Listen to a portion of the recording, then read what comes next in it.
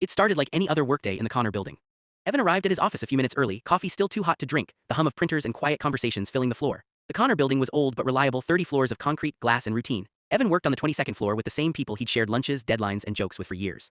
At 10:17 a.m., the fire alarm went off.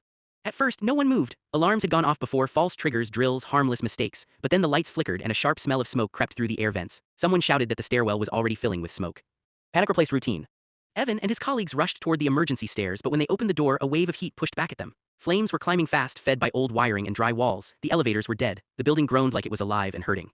They tried another stairwell, then another. Each path downward was blocked, fire, smoke, or collapsing debris. People coughed, cried, held hands, some prayed. Evan felt fear clawing at his chest, but he forced himself to think. He remembered a maintenance map he'd once seen taped near the supply room, an old service stair, rarely used, hidden behind a locked door. While others hesitated, unsure where to go, Evan ran. The door was there. He smashed the glass, cut his hand, and forced it open. Smoke poured in behind him as he shouted for the others to follow. Some tried, but the flames surged again, cutting them off. Their voices faded into the roar of the fire.